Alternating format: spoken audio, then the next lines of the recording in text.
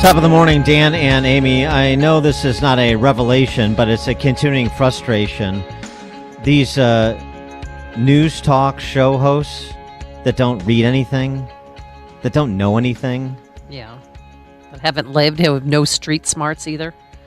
Chris Wallace this weekend was just a study in dutifully not paying attention to any debates raging below the surface of the Beltway press corps. He has just been going along to get along for this entire 18 months. I don't know how somebody like him gets tapped to moderate a presidential debate or have a show for that matter. And of course, he's not alone. They're almost all this way.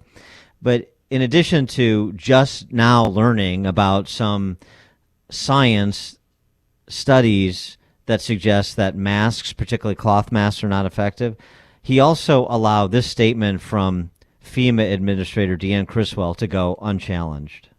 And we're also seeing, as this storm and some of the other weather events that we've seen, they're just intensifying very rapidly and dropping a large amount of rain and tornadoes. This is the crisis of our generation, these impacts that we're seeing from climate change. And we have to act now to try to protect against the future risks that we're going to face. I don't know how you're able to slide in a statement like that on a news talk program and the moderator doesn't challenge that. In fact, and this is from Bjorn Lomborg at the Copenhagen Consensus Center, and Bjorn Lomborg has addressed this. Michael Schellenberger has addressed this. Holman Jenkins has addressed this. Many people have addressed this. Our next guest, too.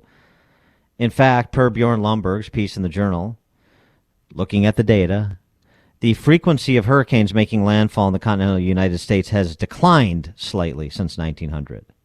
And the hurricanes are not more powerful either. The frequency of Category 3 and above hurricanes making landfall since 1900 is also trending slightly down. In addition to that, the impact of hurricanes in terms of damage is trending down and is projected to trend down. Why? Because we have better engineered infrastructure. Right. But other than that, what Deanne Criswell said was right on the money. You can't have any sort of proper policy making when you don't hold people in positions of authority to account for things they say that are untrue. I mean, how much time have we spent on COVID making this point? For more on this, we're pleased to be joined by our friend from National Review. He is David Harsanyi. He is a senior writer there. He's also the author of the book First Freedom, A Ride Through America's Enduring History with the Gun from the Revolution to Today. David, thanks for being with us again. Appreciate it. Always a pleasure. Thanks for having me. So, on these matters, and it's more just a general commentary with this climate change business, against the backdrop of COVID and the backdrop of everything being about safety and public health. And once you invoke those magic words, there's nothing you can't do in America today in terms of restricting people's liberty. Just your reaction to that and the quality of the discourse as it continues to, in my estimation, deteriorate.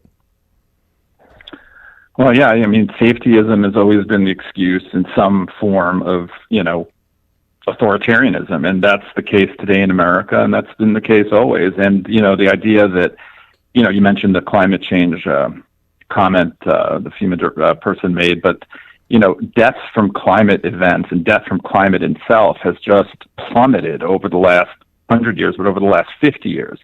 And as we saw in Louisiana and elsewhere, when hurricanes now hit, there's far less damage than there used to be because we're ready for it and because the infrastructure, as you mentioned, has gotten better. So to just drop a statement like that shows that there's really no critical thinking going on when it comes to this sort of science, quote unquote, stuff that it's treated like it has, treated like a religion, and it's not. I mean, there are debates ongoing on masks and on climate change and everything else that I think a lot of people in the media and probably now in government ignore. But a lot of people fear that, we have these COVID lockdowns, that we're going to have climate change lockdowns. Do you see that happening? Yeah, I mean, the way they wanted for the CDC to unilaterally just simply invoke, to tear up contracts between renters and landlords retroactively, and just to decide how long this eviction moratorium could go on. And I mean, why? Because there's an emergency of COVID, even though obviously it's I think, far less dangerous now than it was before because we know what to do to protect ourselves from it better. Why wouldn't they do that with climate change? In fact, I think I've seen stories where, there are a lot of people, a lot of politicians advocating for having emergency powers when it comes to climate change. So, of course. You wrote a book about America's enduring history with the gun, so Second Amendment rights, self-protection. And a lot of people see this safetyism as also including a gambit to restrict people's rights to protect themselves. And, I mean, you have had Rochelle Walensky at CDC say that gun violence is a public health problem. She's not the first one to say it, but it's worth noting that she's saying it in the current context. Is it illegitimate for people to be worried about a safetyist gambit to restrict gun rights the same way that they have made with viruses, the same way that they may make with climate change?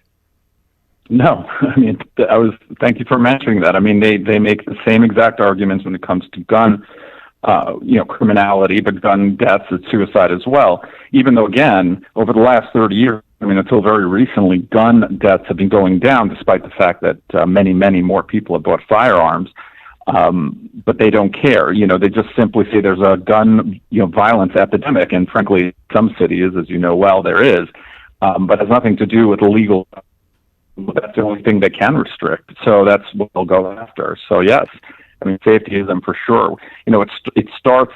I wrote a book years ago called Nanny State, and it just starts with the little things, and then we sort of normalize and acclimate to being told what we can and can't do, and then it gets bigger and bigger. And I think now, we're at a point where they want to, where property rights don't matter, where the Second Amendment doesn't matter, where the First Amendment doesn't matter, and that's just a dangerous time. Right. I mean, you don't need to pay your rent per your comments on the eviction moratorium, and you don't need to work either, and because you can't. The ABC News over the weekend, the headline on the story of the expiration of the enhanced unemployment benefits that has now visited us. People set to lose enhanced unemployment benefits with few options. There's 10 million unfilled jobs in America. There are more jobs available than people without jobs right now. And then just empirically speaking, walking around, I see people, job signs everywhere. We'll offer you bonuses, et cetera, et cetera. Now, listen, there are some people who can't work because through no fault of their own. But clearly, these extra benefits have dissuaded people and disincentivized people from working. I mean, it's just common sense. They'll pull out some economist who tells same economists who were 750,000 jobs off on the last report, in their forecasting. I mean, listen, these days you can find an economist to tell you anything you want. But we'll see now. I mean, now that they've run out and not a single state has taken up the administration on expanding it, we'll see what happens. I wanted to get. I'm sorry to interrupt you. One quick thing. And why is it so politically incorrect to say go get a job these days? I mean, I know. I know this on Twitter, and everyone attacks me like it's a crazy thing to say. Well, you have a job. That's right. I mean, I go to my job. I know. I don't always have this job. I mean, people work, and sometimes it's not the job they want, and they have to work for themselves. We're creating this dependency, not just on the ground, but this idea that government always has to be there to make sure you have the job you want. I mean, that's just insane. It's not how the real world works. Well, you can also still work at home. There's jobs that are offering that, and people are just choosing not to. They're staying in their house because they don't want to leave. Right, and guess what? Some people are just lazy, and I'm not above that, right? I mean, if you give me an easy way out, maybe I'd take it. I mean, but we're not allowed I don't think you would. We're not allowed to say these sorts of things anymore, right? It's racist. Speaking of government being there, how about government not being there, like in Afghanistan, when their job is to make sure that Americans are evacuated, and you have stories that are undermining the administration's narrative, not just about the number of Americans that are still stranded there, if I can use that word, stranded, as well as the competing stories about Taliban not allowing flights with Americans to take off, or our own State Department not allowing private rescue flights to take off for some reason. I mean, just your sort of perspective on where we're at after America's withdrawal, with 0 Americans being evacuated since the withdrawal. I try not to be too dramatic about things, but I think this is just one of the great scandals of the last maybe decade, right? We left Americans behind, and has nothing to do with the idea itself to withdraw. We left Americans behind because we didn't withdraw in any sort of competent way, and that's on the president and no one else. And we left Americans in a place run by an Islamic militia that's taken over the whole country. And in any other, I hate even formulating it this way, but if this was the Trump presidency, this would be the biggest story of the decade. And yet we're already turning the page. It's a failure of the government. It's a failure of our armed forces, not the people on the ground, but the generals and the leaders. And it's a failure of the media. We don't even know what's going on. They just regurgitate whatever numbers they're giving, 200, left, etc. That's what Biden tells them, and we don't know the truth, and no one really seems that interested in getting to it, not in the establishment media. And something else that would be a story splashed across the headlines, dominating the news talk channels.